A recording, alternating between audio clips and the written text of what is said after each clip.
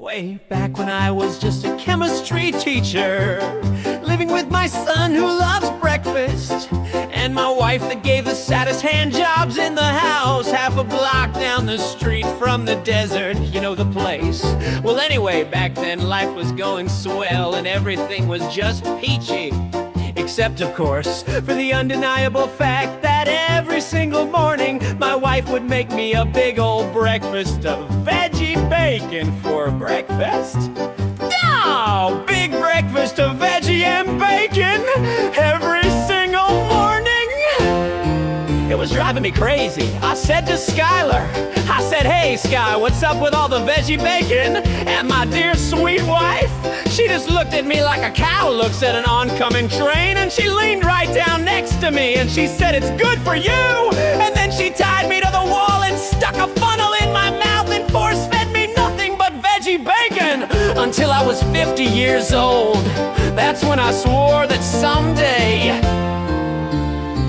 I would get out of that house and transport people to a magical, faraway place where the sun is always shining and the air smells like warm root beer. And the meth is oh so fluffy, where the addicts and the tweakers play their ukuleles all day long. And anyone on the street will gladly shave your back for a teenth. Waka waka doo doo, yeah, well let me tell you people, it wasn't long at all before my dream came true.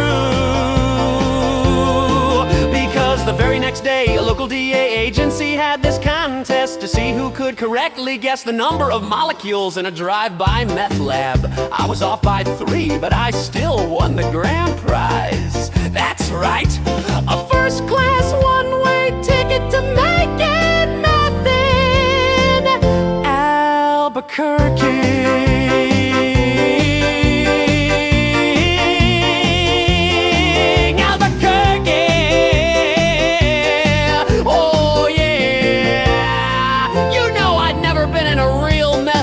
Before, and I gotta tell ya, it was really great. Except that I had to cook with one skinny albino kid with excruciatingly severe chili pea odor, and the kid in that lab kept saying bitch the whole time. Then he had drug dealer friends ran out at us we tried to sell to, and they got to our RV and one of them looked like a Mexican Pauly Shore. And oh yeah, they saw I was on the DA ride along, and they went into a tailspin where they tried to kill me, and red phosphorus exploded in a giant fireball and everybody died except for me. You know why? 'Cause I had my respirator mask on and my back shut in the door in the full upright position. Had my respirator mask on and my back shut in the door in the full upright position.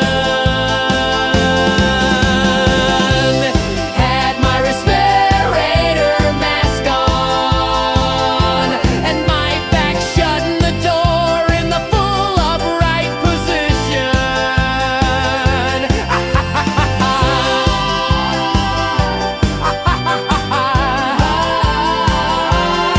So I crawled from the twisted, burning wreckage.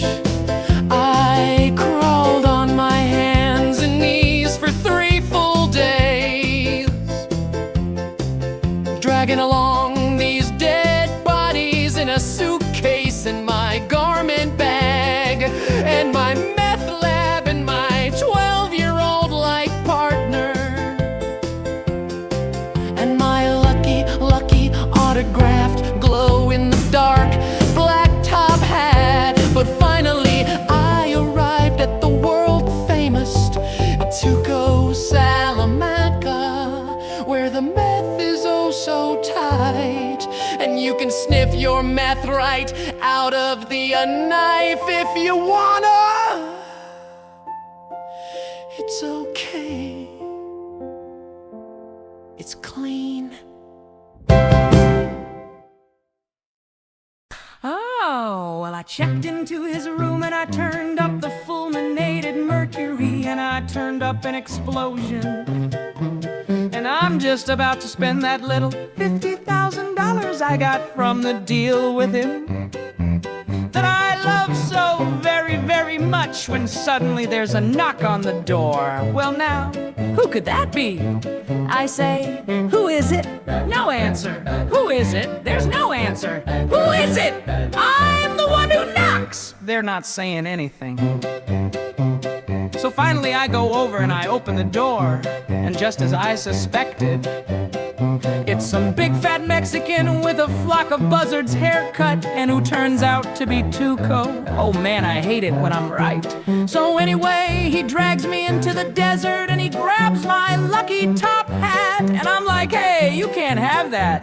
That top hat's been just like being Heisenberg to me. And he's like, tough, and I'm like, give it. And he's like, make me, and I'm like, hey.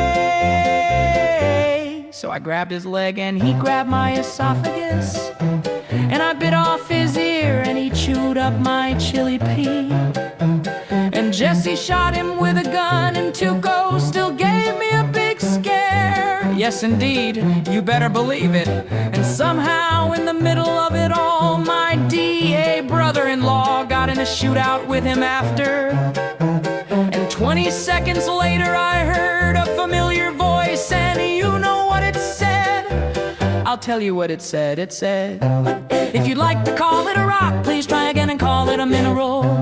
If you'd like to call it a rock, please try again and call it a mineral. If you'd like to call it a rock, please try again and call it a mineral. If you'd like to call it a rock, please try again and call it a mineral. In Albuquerque, Albuquerque. Well, to cut a long story short, Hank was able to finish off Tuco, but I made a solemn vow right then and there that I would not rest. I would not sleep for an instant till I convinced everyone I was indeed the one who knocks. But first I decided to make some meth. So I got in my car and I drove over to the meth, and I walked on up to my partner behind the counter, and he says, bitch, what do you want? I said, we gotta make more meth. He said, we do this my way this time. I said, well, you got any dealers? He said, yeah, I got Badger, Combo, and Pete. I said, you got any breakage? He said, don't worry, we're making fat stacks. I said, you got to handle it. He said, okay, I'm a blowfish. I said, you gotta expand the territory. He said, no, other crews won't take kindly. I said, you got any balls, testicles? He said, wait a minute, I'll go check. Yeah, I'm a blowfish, let's expand. I said, well, in that case, put Combo on a new block.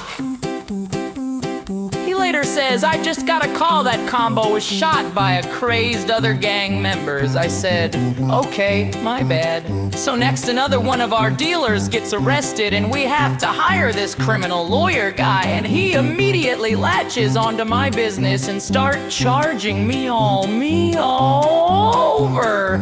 Oh man, this guy was nutty. We were tearing apart. You know, I think it was just about that time that a little ding started going off of our money laundering through my son's charity cancer website. The lawyer said you I believe it went a little something like this. Dang! Shut it off! Shut it off! Charity! No! Turn it off! Turn it off! Oh, oh, God, oh, God, oh, turn it off! Oh, oh, God! Charity!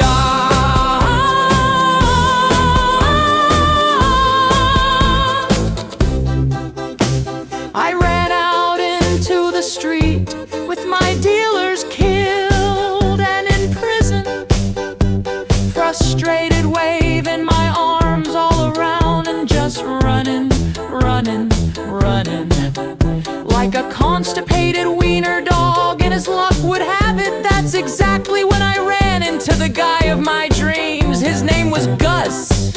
He was a chicken enthusiast with a slight demeanor and hair the color of, well, bald, just like mine. I'll never forget the very first thing he said to me. He said, "Hey, a man provides." That's when I knew it was true love. We were inseparable after that. Oh, we ate together, we bathed together, we even shared the same meal of South American flavored dinner. The world was our burrito.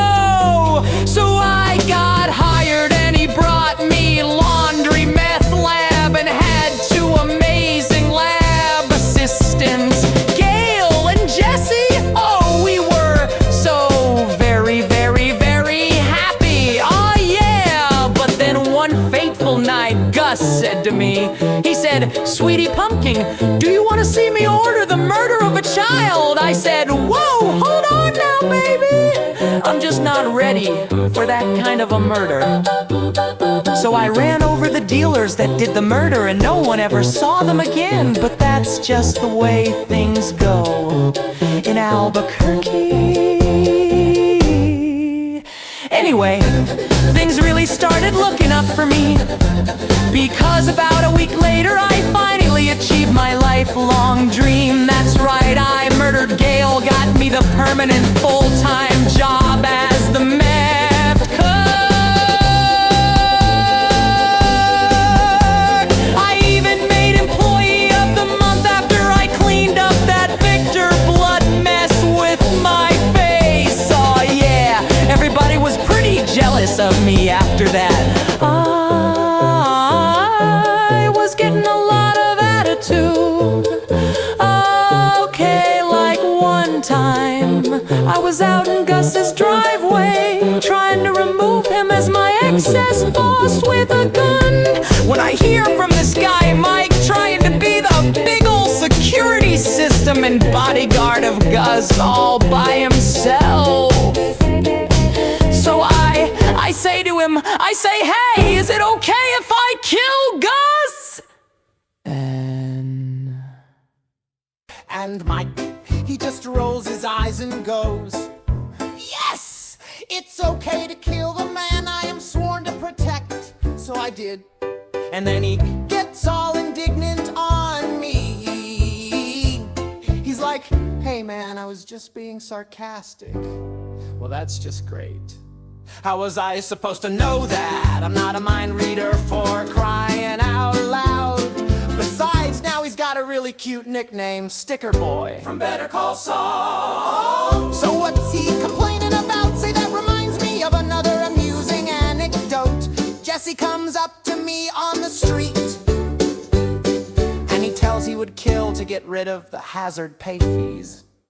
Well, I knew what he meant, but just to be funny, I took a big murderous rampage out of Mike's 11 guys, and they're yelling and screaming and bleeding all over. And I'm like, "Hey, come on, don't you get it?" But they keep rolling around the prison, bleeding and screaming, you know, completely missing the irony of the whole situation. Man, some people just can't take a joke, you know? Anyway, where was I? Kinda lost my train of thought. Just like the train I robbed lost its methylamine. Anyway, I know it's kind of been a roundabout way of saying it, but I guess the whole point I'm trying to make here is, you got me. Which I said to Hank. That's all I'm really trying to say. And by the way, if one day you happen to wake up and find yourself in handcuffs because Hank's finally caught on after you said, "You got me," who gets overcome with blood and gore because the white power gang then killed him, and me then racked with the guilt and isolation of my pitiful, meaningless existence. At least I can take a small bit of comfort in knowing that somewhere out there in the desert I took revenge on their crazy old mixed up white power gang and killed them all, and then I died in this little place called Albuquerque.